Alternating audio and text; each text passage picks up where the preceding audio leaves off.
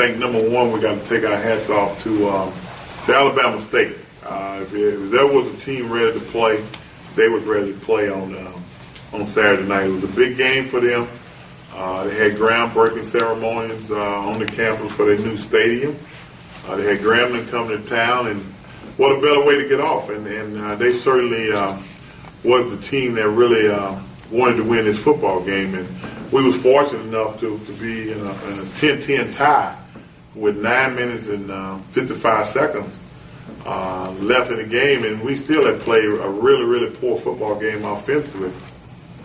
Defensively gave up a lot, but at the same time they didn't break at crucial times, and they made some plays when they had to give us some opportunity. And we did the same thing we've been doing all year, shooting ourselves in the foot, whether or not it's bad snap, poor blocking, turnovers, the things that get you beat. And we certainly didn't help ourselves on Saturday night. We went in with the scores tied. I thought was a big momentum booster for us, and having the ball coming out the second half and not doing anything with it, I think kind of hurt us from that standpoint. But we certainly got to take our hats off to Alabama State to be prepared and play the way they did. You said you played bad offensively. What areas do you need to improve in, I guess? Let me see. Wide receiver, tight end, offensive line, running back, quarterback. All over. Nobody, I don't think we can single out anybody to say they had a good football game. And I think when you watch the tape, and we watched it twice already this morning, I've been here a long time. And you can't really give anybody offensively a plus. Now, was a couple good things happen? Yeah, it was. But overall, I think everybody would have failed this test. You said last week Alabama State knew that they needed to go through you to get back in that SWAC championship. And you said that they had groundbreaking this weekend on the campus. I mean, do you talk to your guys and say, hey, we're Grambling? We talk about it every day. And at the end of the day, we got beat. But it's not going to change the fact that we're Grambling. And I still think with the history and the legacy and what we've done here, we still got that on our side. The most important thing is to get back to that point.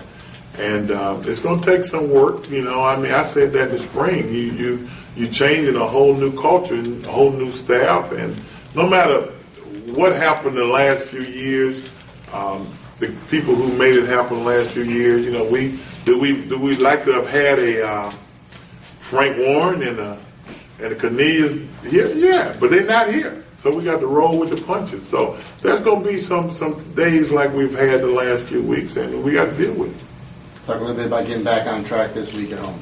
Well, it's certainly a good time to get back on track, and that's at home. And Alabama A&M had a big win for them to beat Tuskegee, who has been like a thorn in the side against some of the schools in the SWAC. But the good part about it is home. We get a chance to recoup, and hopefully the guys realize that in order to do what we set out to do, we got to compete every week, every minute, every second.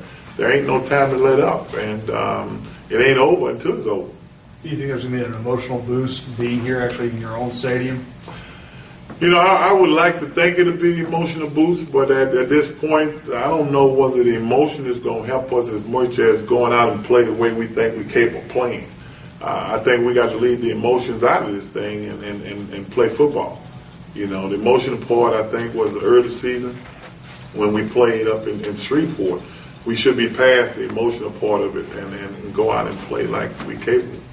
Said that your defense needs to step up to help these younger guys on offense after giving up 2 games with 30-plus points in each one. How would you grade them? Well, you say 30-some points, but I think we all got to be fair to the defense. When you're playing 92 and 80-some plays, something bound to happen. And I think our defense played well enough to give us an opportunity. Now, leaving the meeting and talking about this football game, the defense will be the first to tell you they didn't play well. But as the head coach, when you look at both sides of this thing, special team, we had 2 opportunities to come up with 2 ball fumbles. We didn't. We didn't make the play. We had the ball in great field position offensively. We didn't make the play. Now, am I pleased the way we tackle? No, but I still look at it from a standpoint, this is not so much on the defense of not giving us opportunity because they made plays when they had to give us the ball back. important for the fans to come out. You know, they came out at ULM. Some of them came over to Shreveport, home opener, kind of showed their support for this program. Well, I certainly hope that, being the first home game and, if you're a Tiger fan, a Grambling fan like we say we are, I think this is a great week to come out and support this football team. We struggle a little bit, and nothing like to come home to a big crowd knowing that we still have the support of the Grambling fans. I think that is an important factor here. You see anybody, Doug, stepping up at running back? I mean, is there Buddy, a ground game going? Well, I think as a coach, and I've been up here since probably about 4:30 this morning, and you look at the tape and you look at your roster, and it boils down to playmakers. It boils down to football players making football plays, and guys who want to be playmakers. And we're waiting on that guy, not only at the running back, but at all the positions to step up and show us that you're the leader of the football team. We got one guy, actually, and going back to the defense, that has shown that he's been balls out every week, and that's Cliff Excellent. I mean, he's been the most consistent guy that we've had on this football team, and that might not be fair to some guys, but they play hard. I think Blade plays hard, awfully hard.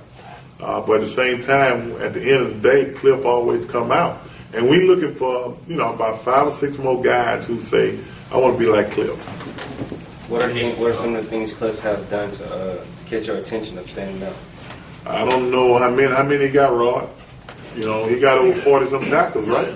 He had 15 last weekend. That's that in itself. I mean, he had 15 this past week, 14 last week. So I think his stats speak for himself as a linebacker. When you can get that many tackles, that lets you know he's balling. You brought Frank in to kind of give you a spark, I guess, at the end of the game, see what he had. Any options? No, I didn't bring Frank in, but I brought Frank in, I think, because emotionally the game had gotten to DJ a little bit. When he came off, he was beating himself up and not blaming anybody, just after the interception. And I think it was a great time to pull him and let him understand that this is a game. If you play it long enough, things going to happen. He got to learn to be able to, when things happen, to shake it off, because we'll be right back. And at that time, he didn't want to shake it off, so I told him to cool off. Just come on, Frank. And, unfortunately, Frank threw a perfect pass to one of our guys and bounced off his hand. He got it picked off. The next pass, back-to-back interception is not good for anybody. But at the end of the day, and we don't want to make excuses, we still have 2-3 young guys playing quarterback. And they've seen some things they haven't seen before. And it's going to be a learning curve. And hopefully we as coaches got to do something to make sure we help them. What are some of the things that Alabama A&M does that you think are going to be most challenging for you all this weekend? A&M, ever since we played A&M when I was here before, one thing they do is do what Alcorn did, do what ULM and Alabama State, and that's blitz. They probably the most blitzing team in the whole league. They've been doing that since Bronski has been the defensive coordinator at Alabama A&M. They always throw what we call the kitchen sink at you. And if they're watching the same tape that we've been watching, there's no reason not to do it this week. Is that particularly concerning with young quarterbacks? Ain't no question. I think, like I said, we as coaches got to make sure we put our players, and especially the quarterback, in a position where he can do some things to get out of tough situations. And as we watch the tape, we watched one tape. We got a couple more to watch. As we watch the tape, we're trying to figure out what that would be to try to help the quarterback. With a running game going pretty much nowhere, how do you help your quarterback at that point? Jason, great question. and going into the season, that's one thing we all depended on was defense, special team, and hopefully the running game would allow us an opportunity to let the quarterback grow and mature. I think we're at a stage now we got to depend on all facets. Hopefully we can get a little running going, but certainly be able to do some things with the receivers and quarterback, some kind of way. And I don't know how we're going to do it, but like I told the coaches this morning, it's left up to us to try to manufacture that. You've played quarterback, obviously won a Super Bowl. And so sometimes do you have to kind of step back when they can't do a certain thing? You're like, man, I can do it. Why can't you do it? Do you have to step back and say, okay, I'm a different breed. Maybe I need to take this down a notch. And really, is it hard for you to relate, I guess, sometimes? I've never tried to insulate what I've done to these guys. I was unfortunate for a while, and fortunate. I played in Tampa for 5 years, and I limped pretty bad today. And I was fortunate enough to go to Washington where I ain't had to move. So, from a quarterback standpoint, I think we all got to be fair to the quarterback. He's no better than the guys around him. I don't care who he is. If you don't have time, I was just reading this morning, guy that played over at Louisiana Tech by the name of Luke McCown had a 1.8 quarterback rating, 4 interceptions, should have been intercepted twice, and a safety. And whether or not they was blocking for him, I don't know. But at the end of the day, it's more than the quarterback. You got to have some people with you. And I don't have to step back because there's nothing that we do that I say we did this. I don't coach on the fact that we did this when I was playing. It's about who I got playing and try to do what we can do with what we have. You look at, you had Frank Warren last year, and then you have guys now that are Frank Rivers, Van Phillips, Jamarcus Savage, and a bunch of others from Alabama. How important is getting some quality guys from out of that state for this program?